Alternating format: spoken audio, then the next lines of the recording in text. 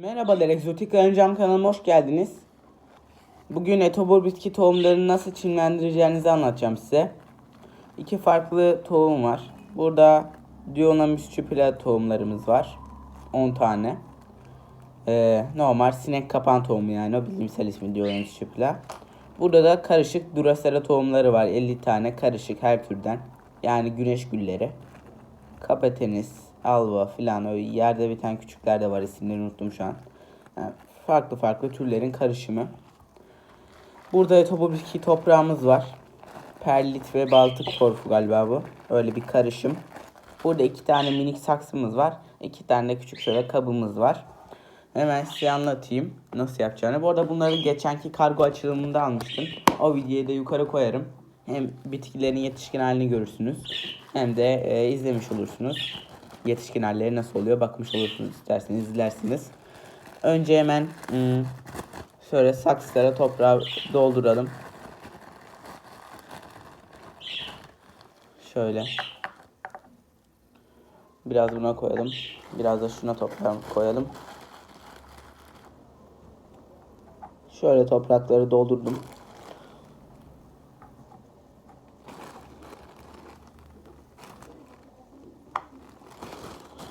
Şöyle ikisine de toprak koydum. Şimdi bunları suya doyuracağız. Bu toprakları iyice ıslatacağız. Suya doyuracağız. Şöyle ıslatalım topraklarımızı. Toprağın ıslak olması lazım. Çünkü bunlar bol nemi seviyor. Şöyle iyice ıslatalım bunu da. Böyle ikisini de iyice ıslattım. Artık altından su akıyor, görüyorsunuz. Toprağı suya doyuracaksınız. Şöyle sonra da tohumları hemen göstereyim size, çıkaralım. İlk sinek kapan tohumuyla başlayayım. Burada sinek kapan tohumlarımız var. Şöyle. Çok küçükler.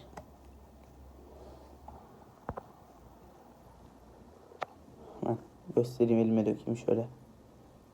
Birkaç tanesini. Boyutlarını görmeniz adına. Şöyle küçük çekirdekler gibiler. Bunları toprağa gömmemeniz lazım. Önemli olan bu. Bunları toprağa gömerseniz çıkmıyorlar. Bu tohumları direkt toprağın üstüne böyle serpmeniz lazım. Şöyle hemen ufaktan ben de serpeyim bunları üstüne. Çok küçük olduğu için tohumlar, bir tık dikkatli ediyorum. Evet, bunları serptim. Şimdi bir de şunları serpelim hemen. Burada da Duracera tohumlarımız var. Bunları da aynı şekilde. Yani etobur bitkilerin hiçbirinde önemli olan toprağa gömmemek. Tohumları gömmüyorsunuz. Şöyle 2 tane kağıdın içine. Tohumları gömerseniz tohumlar çıkmaz. Toprağın üstüne tohumları serpmeniz gerekiyor. Toprağı iyice ıslatacaksınız.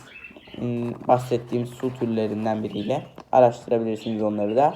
Ve tohumları toprağın üstüne serpeceksiniz. Gömmeyeceksiniz asla. Şöyle bu tohumları da göstereyim. Bunlar bayağı bir küçükler. Şöyle daha da küçük bunlar. Bunları artık şöyle hemen dökeceğim.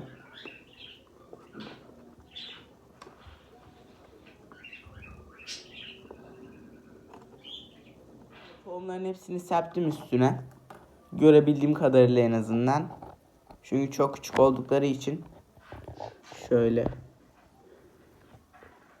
Şurada bir tane galiba tohum var. Görüyorsun orada, parlak siyah. Sinek kapan tohumumuz. Burada da Duracera'mız var. Şunların üstüne de yazacağım. Duracera diye. Böyle yazdım ki karıştırmayayım. Keçeli kalemle. İkisini de serptim. Hemen yaptıklarımı anlatayım. Toprağı iyice suyu doldurdum, saksıya koydum ve tohumları üstüne serptim. Gömmedim. Tabii hepsini serpebilmişim mi bilmiyorum.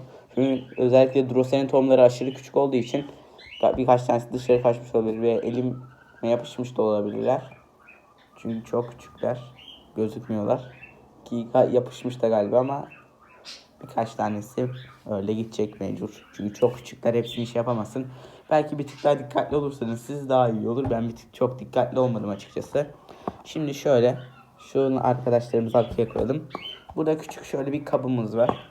Bu kabın içine iyice şöyle su koyuyoruz yine.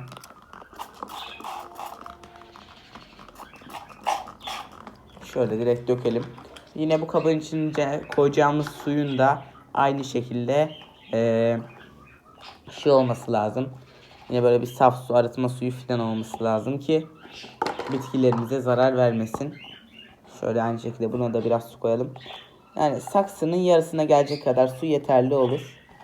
Herhalde bu üstüne ağırlık yapacağı zaman bir tık daha artacak zaten. Ona göre hesaplarsınız siz. Şöyle ben biraz koydum.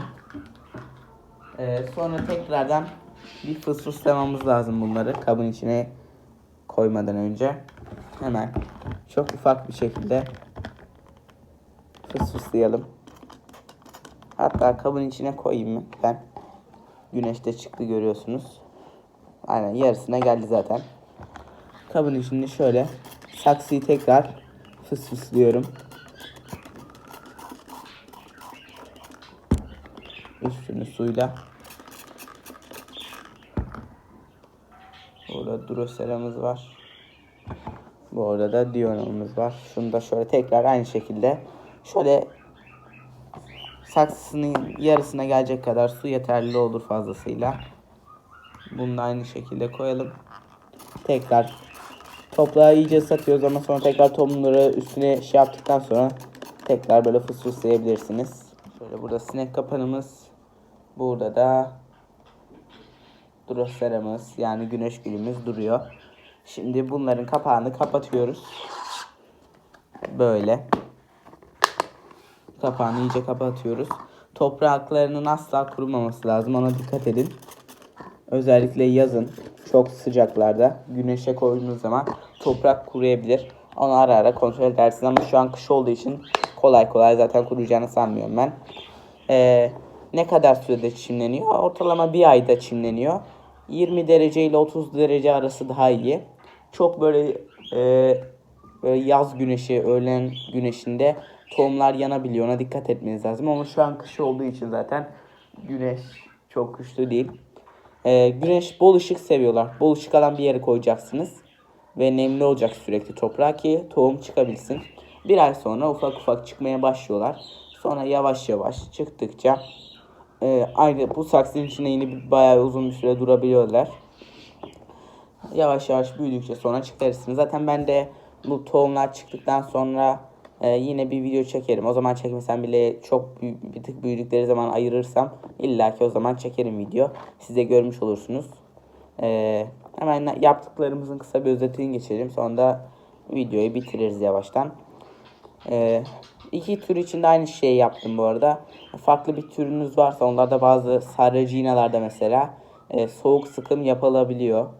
Onlarda buzdolabına falan koymak gerekiyor. Onları bir araştırırsınız. Alacağınız sürede göre değişiyor.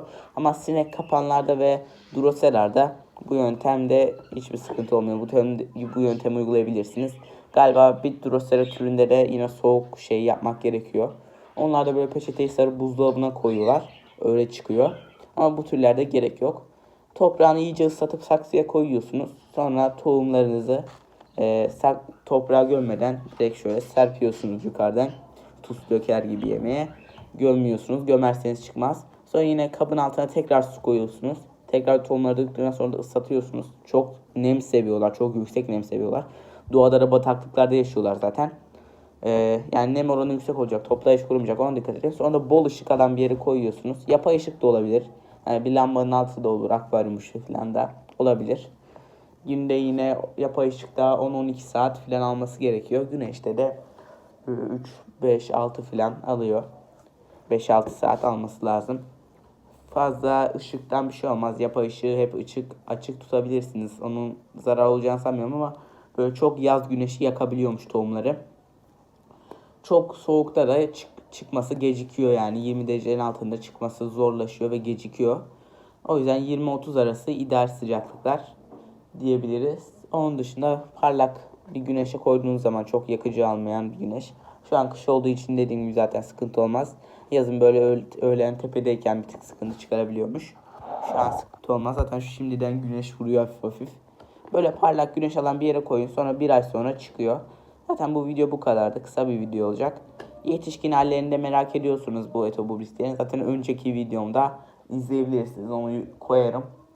Bir önceki videomdan hem bu türlerin hem de diğer etobur bisiklet türlerinin yetişkin hallerini oradan görebilirsiniz. Video bu kadardı. İzlediğiniz için teşekkür ederim. Değinmediğim herhangi bir yer varsa ya da aklınıza takılan bir soru sorabilirsiniz. Biraz hızlı geçmiş olabilirim. Video bu kadardı. İzlediğiniz için teşekkür ederim. Görüşmek üzere. Hoşça kalın.